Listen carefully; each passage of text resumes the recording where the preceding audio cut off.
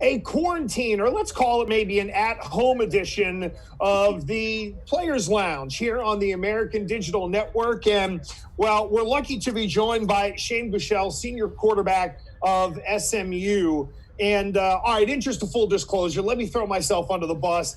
We did this the other day. I didn't record it. I completely screwed it up. And Shane is a good dude for giving me some more time and getting this squared away here. And, hey, Shane, thanks, man. I appreciate it. Let's just jump right into you and your girlfriend, Paige.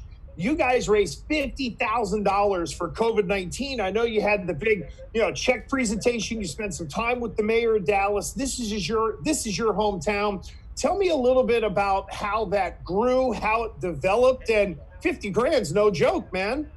Yeah, no, it was an awesome deal. And, we just starting it out, we wanted to make a difference any way possible. And, we saw once all this COVID-19 stuff started, we saw how bad it could get. So we wanted to make a difference anyway. And, we thought doing a GoFundMe and starting a fundraiser would be the best way. We saw some people different people doing meals and donating meals, but I'm a college student. She's just fresh into the work world. So, we don't have a bunch of money to just give meals out. So we did a fundraiser and, it went great. We paired up with the mayor of Dallas, Eric Johnson.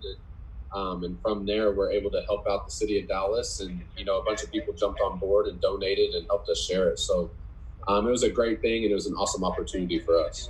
It is, and good on you and good for the people of Dallas for embracing it. What does it mean to you to give back to home?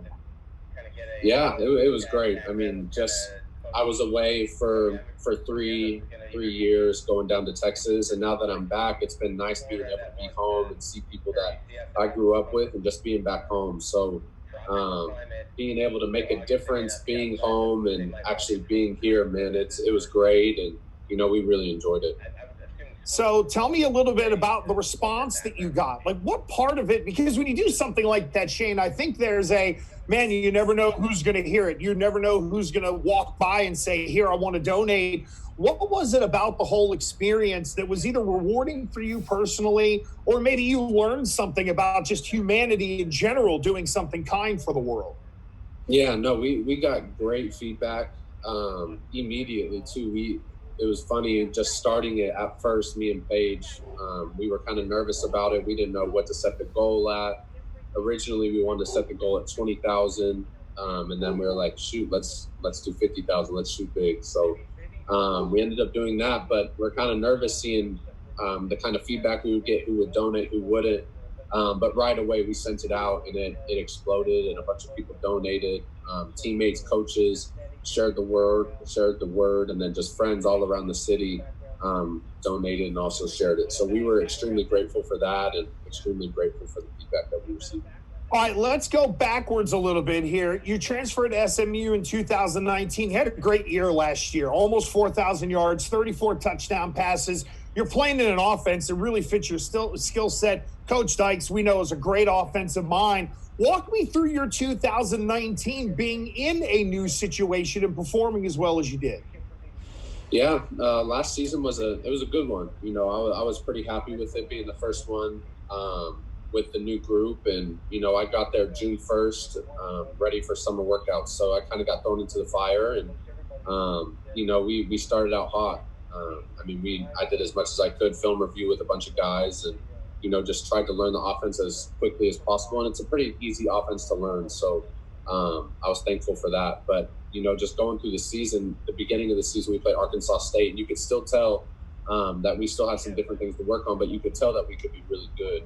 So that was promising. And just through the season, through preseason, we could tell that we were getting better and better every game. And, we would like to have finished a little bit better last year, but, overall it was a great season.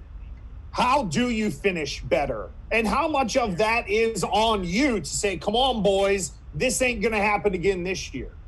Absolutely. I think that's a huge point that we've tried to make in the offseason, this last offseason, this winter workouts, is just being able to finish.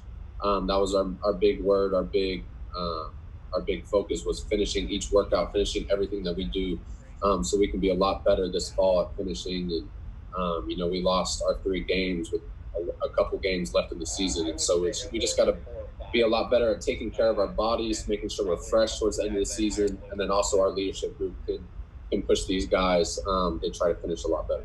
Okay, for you in particular, right? Every year, again, I was an offensive lineman, so every year at the end of the year it was don't get fat, like just don't get fat, come back in shape. You know what I mean? But Right. the quarterbacks, it's a little different. What are some of the finer points of your game that you want to work on to have the best senior year at SMU? Yeah, there's a couple things I've been just trying to work on, and one of them is being more efficient this year. I want to have a better completion percentage, and also I want to lower the turnover rate. So those two things kind of go together. You know, I look on film, and there's different things where I kind of force to throw here or force to throw there, and instead of forcing that throw, I can take a check down here, and that could also eliminate turnovers. So those two things I think kind of coincide together, but those would be the biggest things that I want to fix for my game. You know, and from calling college football games as long as I have, you know, not all incompletions are made equal. Like a throwaway on third down is a good throwaway if it means you're going to preserve field position.